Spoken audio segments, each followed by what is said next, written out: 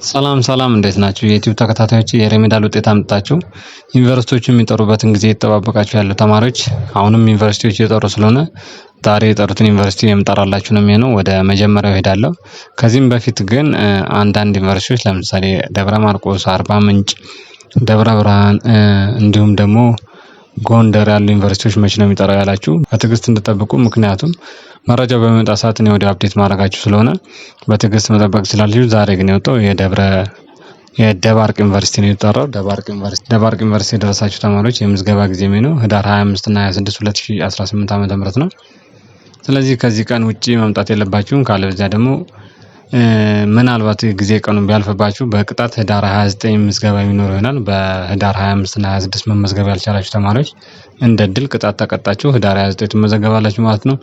ስለዚህ ትምህርትም የሚጀምረው ህዳር 29 ይሆናል ማለት ነው። ስለዚህ ይሄን አውቃችሁ በምትሄዱበት ወቅት መያዝ ያለባችሁ የትምህርት ማስረጃዎች ከ8ኛ ክፍልና ከ12ኛ ክፍል የ8ኛ 12ኛ ክፍል ኦሪጂናልና ኮፒውን ሰርቲፊኬት መያዝ ይጠበቅባችኋል። እንዲሁም ደግሞ ከ9 እስከ 12 ያለውን ትራንስክሪፕት ኦሪጂናልና ኮፒ መያዝ ይጠበቅባችኋል ማለት ነው። ከዚህም ተጨማሪ ደግሞ ፎቶ መያዝ ይጠበቅባችኋል።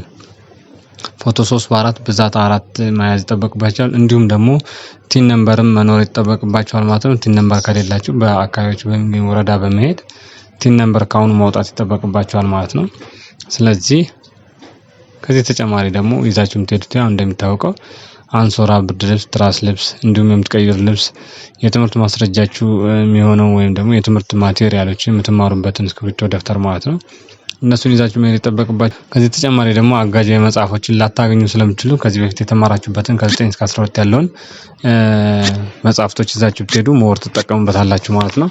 ስለዚህ አጋዥ መጽሐፎችን ይዛችሁ ብትሄዱ ተጠቃሚ ትሆናላችሁ ማለት ነው። ምክንያቱም በላይብራሪ ላይ የመረጃ እጥረት ወይም ደግሞ የእጥረት ወይም ደግሞ የማቴሪያል እጥረት ሊኖር ስለሚችል የትምህርት ማስረጃ ይዛችሁ ብትሄዱ ሞር ተጠቃሚ ትሆናላችሁ ማለት ነው። ከተጠቀሰው ቀን ውጪ የሚመጣ ማንኛውም ተማሪ የማያስተናግዱ ስለሆነ በተጠቀሰው ቀን ሄዳችሁ እንድትመዘገቡ እላለሁ። ቻናሌን ሰብስክራይብ ካላደረጋችሁ ሰብስክራይብ ማድረጋችሁ እንዳትረሱ።